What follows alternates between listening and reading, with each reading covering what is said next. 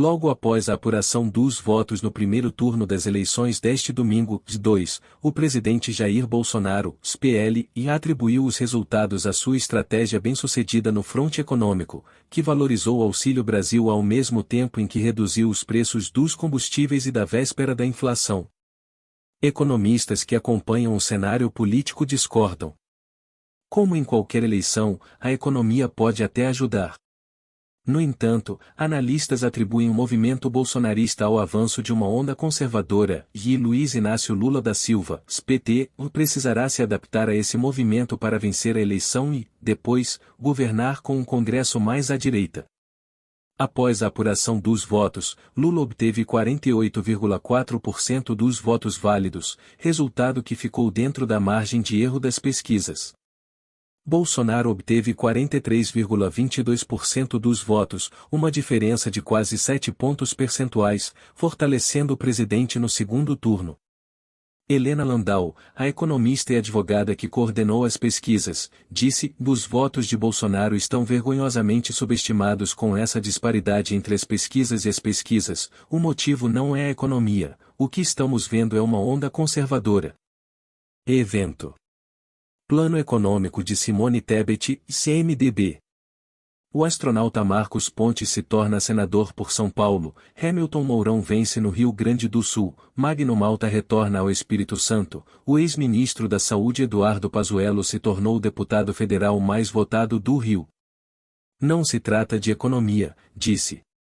Helena está satisfeita com os resultados de sua candidata. Simona passou de uma completa desconhecida para número 3, disse ela. No entanto, ela diz estar muito preocupada com os efeitos futuros do conservadorismo em duas áreas específicas, caso Bolsonaro seja reeleito: o meio ambiente e o STF, Supremo Tribunal Federal. O próximo presidente poderá nomear 2 ministros da Suprema Corte, disse ela. Imagine seu efeito. Helena aguarda a vaga de sua candidata no segundo turno, que deve ser anunciado até terça-feira, às 4. Se Simone apoiar Lula, espera-se que algumas de suas propostas econômicas possam ir para o PT.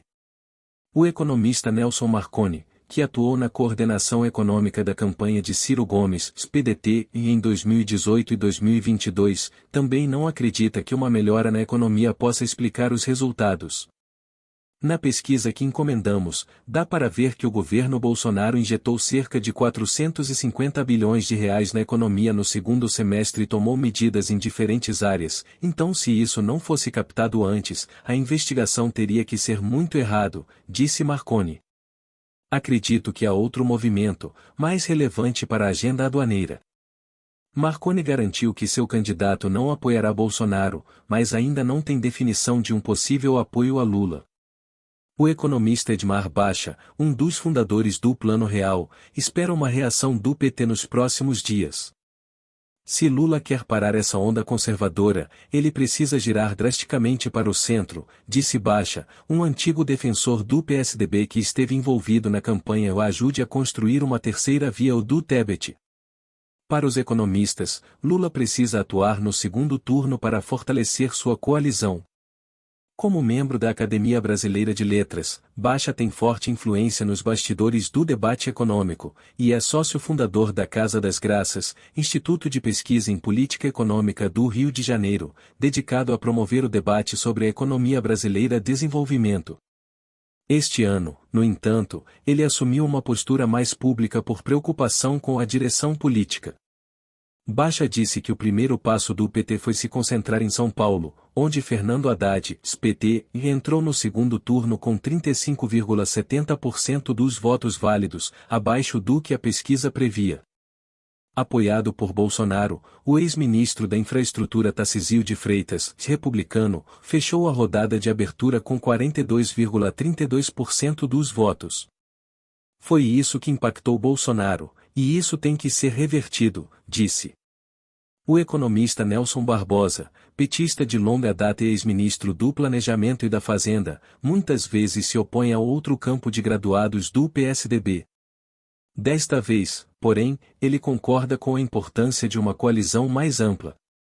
Do ponto de vista político, os resultados mostram que Lula está certo em construir uma frente ampla, porque só assim haverá alguma chance de derrotar Bolsonaro, disse Barbosa, colunista da Folha de São Paulo.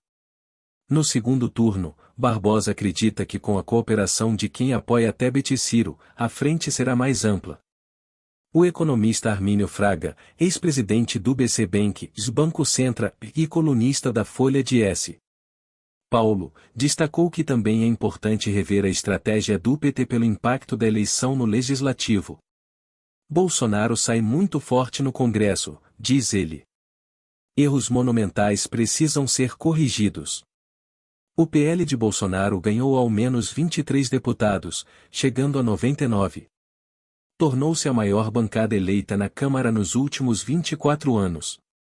A sigla terá praticamente 1 em cada 5 votos, consolidando-se como um ator essencial nas negociações políticas entre os deputados. Terá praticamente 1 em cada 5 votos entre os deputados, consolidando-se como um ator essencial nas negociações políticas. 1/3 do Senado foi renovado, e o resultado também consolida o PL como a maior bancada. Terá 14 cadeiras, 5 a mais do que tinha no primeiro semestre deste ano, e ainda pode chegar a 15. Entre os eleitos estão ex-ministros bolsonaristas, como Damares Alves, republicanos DF, e Rogério Marinho, PLRN. Sócio fundador da Gávea Investimentos, Fraga prefere a discrição e não gosta de exposição pública. Neste ano, porém, à medida que o cenário político ficava mais tenso, aderiu a movimentos de apoio ao equilíbrio institucional. Em agosto, numa atitude inédita, discursou no evento da Faculdade de Direito do Largo São Francisco, da USP, Universidade de São Paulo, em que foi lançado um manifesto de apoio à democracia. O economista Bernard App, que foi secretário de Política Econômica do Ministério da Fazenda na gestão de Lula, chama a atenção para a necessidade de alianças mais conservadoras para exercer o governo em caso de vitória. Será preciso levar a coalizão mais para o centro não apenas para ganhar a eleição, mas para garantir a governabilidade em caso de vitória, afirma ele. Há muito a ser feito, em várias áreas, principalmente na economia, que depende do legislativo. Diretor do CSIF, Centro de Cidadania Fiscal, AP integra o grupo de 6, que redigiu propostas de reformas para os presidenciáveis em diferentes áreas. Também fazem parte os economistas Francisco Gaetani, Marcelo Medeiros e Pércio Árida, o professor Carlos Ari Sundfeld, CFGV Direito SP, e o cientista político Sérgio Fausto. Eles redigiram uma proposta de governo com reformas, entregue aos presidenciáveis. Matéria escrita por Alexa Salomão, da Folha Press.